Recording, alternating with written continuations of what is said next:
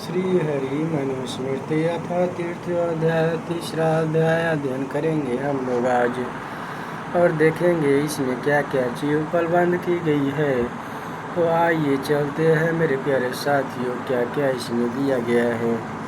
गुरुकुल में तीनों वेद 36 वर्ष या 18 वर्ष या 9 वर्ष तक ब्रह्मचारी पढ़े या जितने काल में हो सके उतने काल तक ही पढ़े और ब्रह्मचार्य का पालन करे। क्रम से 3, 2 या एक ही वेद पढ़कर ब्रह्मचार्य की अवस्था समाप्त होने के पश्चात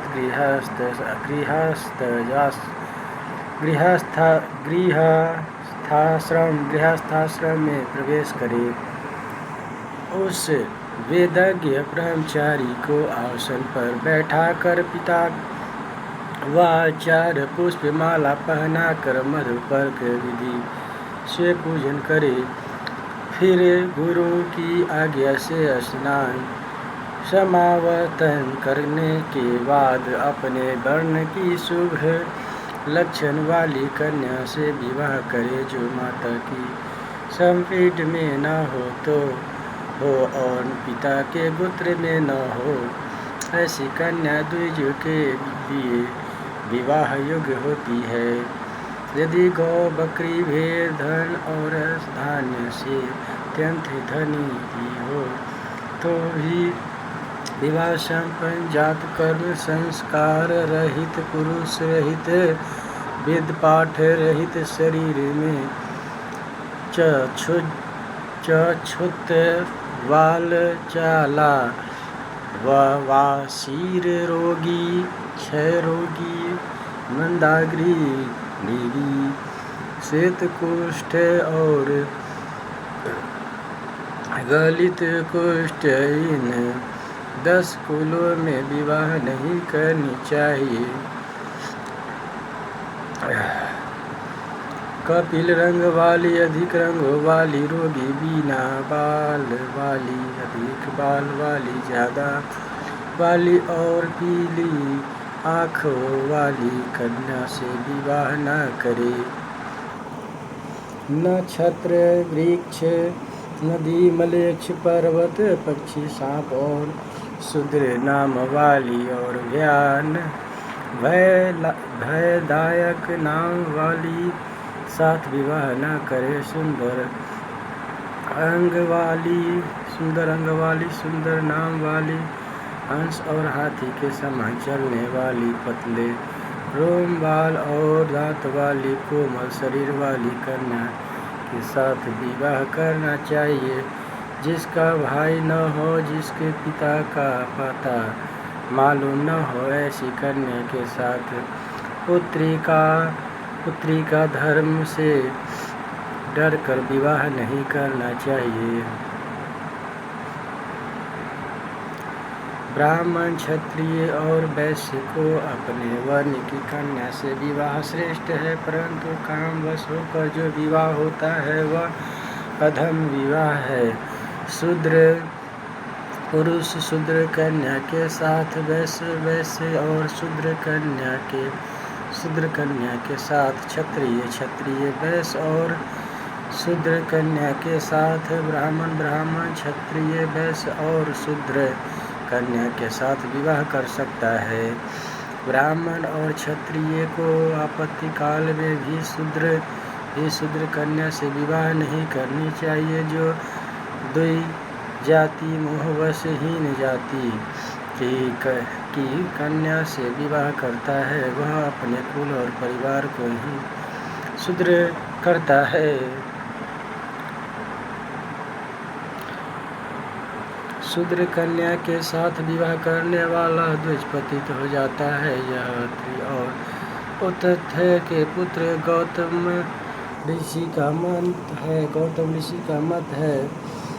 शौनक ऋषि के मत से क्षत्रिय शूद्र कन्या में सनातन पैदा करने से पतित होता है और भृगु ऋषि के मत से शूद्र कन्या से विवाह करने वाले वैश्य के पुत्र हो जाने पर वह पतित होता है। ब्राह्मण शूद्र स्त्री के संयोग से पतित होता है और उससे संतान पैदा करने से ब्राह्मणत्व से हीन हो जाता है। शूद्र स्त्री की प्रधानता में देव पितर श्राद्ध में अन्न को ग्रहण नहीं करते हैं और वह पुरुष स्वर्गगामी नहीं होता है।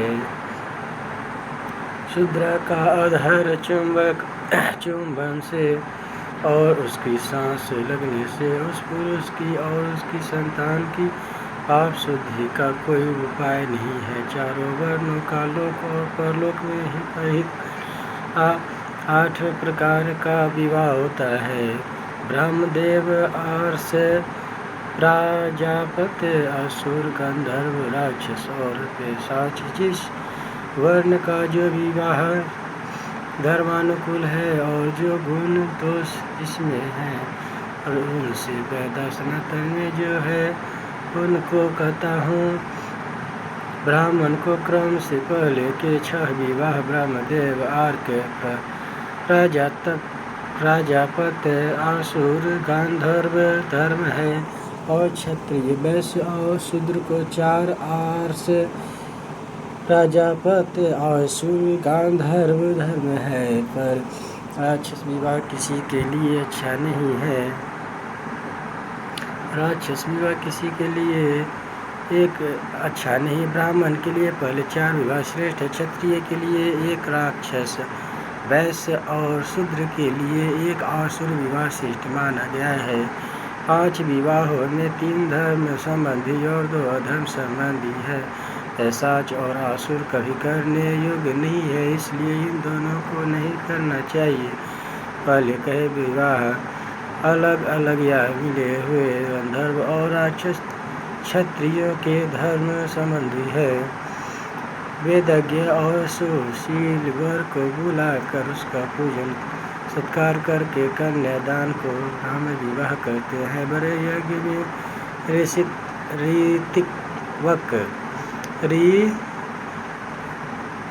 ऋत्विक ब्राह्मण को वस्त्र आभूषण से सुशोभित कन्या का दान दैव विवाह कहा जाता है। 1 या 2 गौ बैल यज्ञ के लिए घर से लेकर शास्त्रानुसार जो कन्यादान होता है उसको आर्ष विवाह कहते हैं। तुम दोनों साथ धर्माचरण करो, ऐसा कहकर वर कन्या का पूजन करके जो कन्यादान होता है उसको प्राजापत्य विवाह कहते हैं। वर के माता पिता आदि और कन्या को यथाशक्ति धन देकर जो इच्छापूर्वक कन्यादान है उनको असुर विवाह कहते हैं। कन्या और वर की इच्छा से जो संयोग होता है उनको गंधर्व विवाह कहते हैं। यह कामवश भोग मात्र के लिए है, धर्मार्थ नहीं है। मानकर दुख देकर रोती हुई कन्या को जबरदस्ती उठाकर ले जाना राक्षस विवाह कहलाता है। सोती नशे में और बेशुद्ध कन्या के साथ एकांत में संभोग करना पिशाच विवाह होता है। यह महाअधम और पापपूर्ण विवाह होता है। वर के हाथ में जल लेकर कन्यादान ब्राह्मणों के लिए उत्तम पक्ष है। दूसरे वर्णों में इच्छा अनुसार बिना जल वचन मात्र से ही विवाह हो जाता है। भृगु ने ब्राह्मणों से कहा, इन सब विवाह में जिसका जो गुण मनु ने कहा है वह आप लोग सुनिए। ब्रह्म विवाह से पैदा हुआ पुत्र शुभ कर्म करे तो पिता माता आदि 10 पूर्व पुरुषों को और पुत्र आदि 10 आगे के वंशजों सहित 21वें अपनी आत्मा को अपयश रूपी पाप से मुक्त करता है। दैव विवाह का 7 पीढ़ी पहली और 7 आगे की, आर्ष विवाह का पुत्र 3 पीढ़ी 3 आगे की और प्राय प्रजापत्य विवाह का पुत्र 6 पीढ़ी पहली और 6 आगे की और अपने को अपयश रूपी पाप से मुक्त करता है। क्रम से ब्रह्म आदि 4 विवाह हो से जो संतान होती है वह तेजस्वी और विशिष्ट पुरुषों में मान्य होती है। ब्रह्म आदि विवाहों से पैदा हुए पुत्र रूपवान, सत्वगुणी, धनवान, यशस्वी, पुष्कल भोग वाले, धार्मिक होते हैं और 100 वर्ष जीते हैं। अन्य दूषित विवाहों से पैदा हुए पुत्र कुकर्मी, झूठे और धर्मनिंदक होते हैं। अच्छे विवाहों से अच्छी और बुरे से बुरी संतान पैदा होती है, इसलिए निंदित विवाहों को ही करना चाहिए। विवाह संस्कार अपने वन जाति की कन्या के साथ करना उत्तम है और दूसरे वन की विधि इस प्रकार जाननी चाहिए। ब्राह्मण के साथ क्षत्रिय कन्या का विवाह हो तो वर का हाथ न पकड़ कर आन की नोक पकड़े। वैश्य की कन्या पशु हाँकने का धंधा और शूद्र कन्या पहने वस्त्र का किनारा पकड़ ले। ऋतुकाल में अपनी स्त्री से संभोग करे और अमावस्या आदि 5 दिनों छोड़ दे। स्त्रियों की स्वाभाविक ऋतु रात्रि 16 है, उनमें शुरू के 4 दिन निंदित है। उन 16 रात्रियों में शुरू की 4 रात्रि 11वीं और 13वीं निषिद्ध है। बाकी 10 रात्रि उत्तम है। युग तिथि 6ठी 8वीं 10वीं आदि रात्रि पुत्र और आयुध 5वीं 7वीं 9वीं रात्रि से कन्या उत्पन्न होती है, इसलिए पुत्र की इच्छा करने वाले को वो करना चाहिए। पुरुष का वीर्य अधिक होने पर पुत्र और स्त्री का वीर्य अधिक होने पर कन्या होती है और दोनों के समान होने पर नपुंसक संतान अथवा जोड़ा पैदा होता है। वीर्य क्षीण होने से संतान नहीं होती, पर दूषित 8 रात्रियों को छोड़कर बाकी रात्रि में जिस आश्रम का पुरुष स्त्री भोग करता है वह किसी भी आश्रम में रहता हुआ ब्रह्मचारी के समान ही माना जाता है। विद्वान पिता कन्यादान में कुछ उसके बदले में मूल्य न दे यदि लोभ से है तो वह संतान बेचने वाला है। स्त्री, धन, वाहन, वस्त्र आदि जो पिता अपने भोग में लाते हैं वे नरक में करते हैं। और वह में जो एक या दो को बैलवर से लिया जाता है। कोई आचार्य है मूल्य है पर यह मिथ्या है, क्योंकि विक्रय का मूल्य कभी अधिक कभी कम होता है, पर वह नियत है। इसलिए है जिस कन्या का वह व्यापार दिया हुआ धन उसके पिता भाई आदि और वह धन कन्या को ही दे दिया है, चाहे वह भी विक्रय नहीं है, क्योंकि वह कन्या का पूजन सत्कार मात्र है। पिता भाई पति और देवर को स्त्रियों का सत्कार और आभूषण आदि आभूषित करना चाहिए, इससे बड़ा शुभ फल होता है। स्कूल में स्त्रियों का सत्कार पूजन किया जाता है, देवता प्रसन्न रहते हैं। जहाँ सत्कार पूजन नहीं किया जाता वहाँ सभी धर्म कर्म निष्फल होते हैं। जिस कुल में स्त्रियाँ सुख में रहती है वह कुल शीघ्र ही बिगड़ जाता है। यह सुख में रहती है वह कुल शीघ्र ही बिगड़ जाता है, और जहाँ प्रसन्न ही जाता है। जिस कुल में स्त्रियों का सत्कार नहीं है वो उसके हिसाब से नष्ट हो जाता है, जैसे महर्म से हो जाता है। इस कारण सत्कार के अवसर विवाह आदि और सब पर सदा गहना और भोजन से स्त्रियों को संतुष्ट करना चाहिए। जिस कुल में स्त्रियों और पति इससे संतुष्ट रहते हैं उस कुल में से कन्या होता है। यदि स्त्री शोभित न हो तो सन नहीं कर सकती और बिना प्रसन्नता के संतान उत्पत्ति नहीं हो सकती है। स्त्री घोषित हो तो सारे कुल की शोभा है, नहीं तो परिवार की शोभा नहीं होती है। दूसरे कर्म के लोभ से वेद के न पढ़ने से और ब्राह्मणों का अपमान करने से उत्तम कुल अधर्म हो जाता है।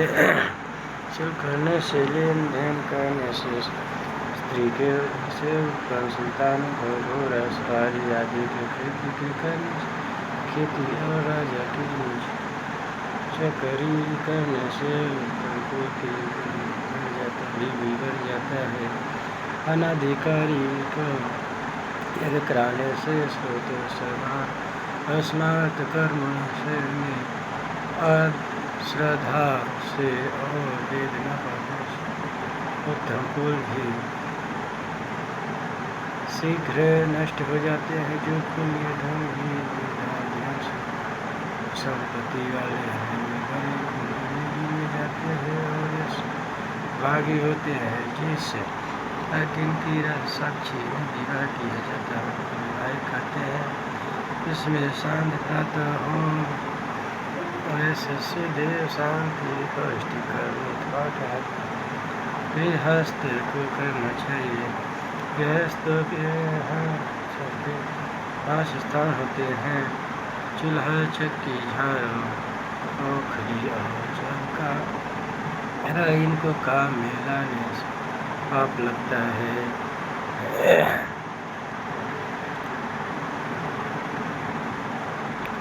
इन दोषों को मिटाने के लिए महर्षियों ने गृहस्थ के लिए 5 महायज्ञ नियुक्त करने को कहा है। उनके नाम है ठाना, पितृज्ञ, पितृका, प्राणियों को बलि देना, मनुष्य प्रतिष्ठान करना, भायक को जो गृहस्थ शक्ति भरना, छोड़ेगा दोष का भागी नहीं होता है। जो पुरुष देवता, अतिथि, सेवक, माता पिता आदि हो, जो को भाग नहीं देता वह जीव ही मरा ऐसा है। कोई इसी 5 अहोत नाम से कहते हैं।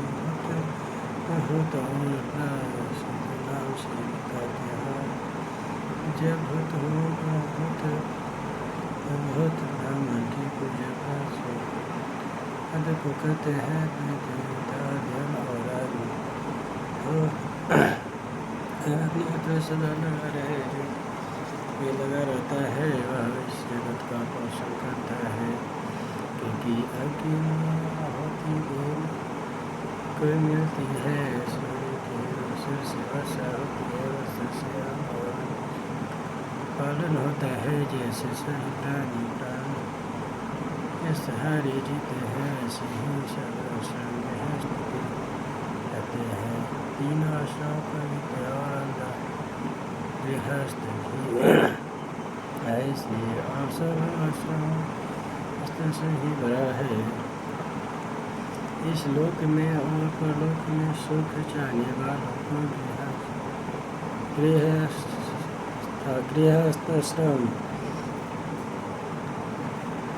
गृहस्थाश्रम का धारण सावधानी से करना चाहिए। क्योंकि ऋषि, पितर, देवता, प्राणी और अतिथि सभी गृहस्थों से आशा रखते हैं। वेदाध्ययन से ऋषियों का, से देवताओं का, श्राद्ध से, पितर का, अन्न से, मनुष्य का, बलि से जीव का सत्कार करे। गृहस्थ को पितरों की संता के लिए चलती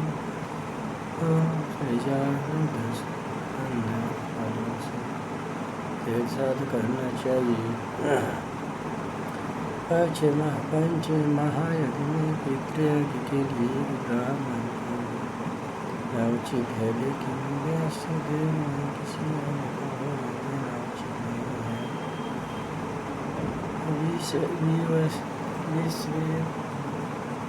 विश्वदेव के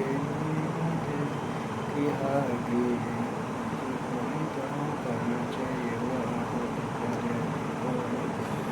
न कोई पुरानी है और उसके देव को साथ पुत्री को देनी चाहिए। इसके पश्चात है प्रजापति धाम। पृथ्वी को अनुमति देकर से खाते पीते की चार के साथ से होकर के सभी सामने प्रदक्षिणा करने के बच्चा को देना वरुण चंद्र और ये बलि दे ऐसा कर के मर्द को बलि देनी चाहिए। ऐसा कर चल बृहस्पति है ऐसा का कर्म चलो बकरी को बलि देनी चाहिए। बात पुरुष का शिव अर्थात घर के हिसाब का कर बलि देनी चाहिए। बात अर्थात अधिकारी के लिए भद्र का वह ऐसा कर बलि देनी चाहिए। मध्य में अर्थात अमल और बात ये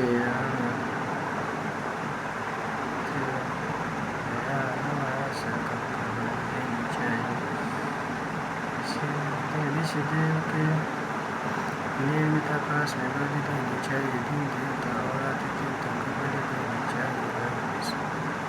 शिवभाग में सर्वात्मा नमः का कर बलि देनी चाहिए और बलि शेष पितृभयो नमः पर दिशा को बलि देना चाहिए। चंडाल योगी का किरण को बलि देनी चाहिए। इस प्रकार जो कि हस्त ब्राह्मण बलि देकर ब्राह्मण का सफल करता पर धाम को प्राप्त होता है। बलि कर्म के बाद अतिथि सत्कार करे और फिर सकाश में ब्रह्मचारी को विचार दान करे। गुरु को दान करने से जो गुणफल मिलता है वही सन्यासी और ब्रह्मचारी को इच्छा से गृहस्थ को मिलता है। वेद संसा ब्राह्मण का आदर करके इच्छा एक देना चाहिए। अर्थात वेद पाठ से रहित ब्राह्मण का ज्ञान से जो दान है वह समस्त हो जाता है। विद्या और तप से युक्त ब्राह्मणों के मुख्य रूप दिन में जो हव्य काव्य अर्पित करता है वह महादुख और पापों में होता है।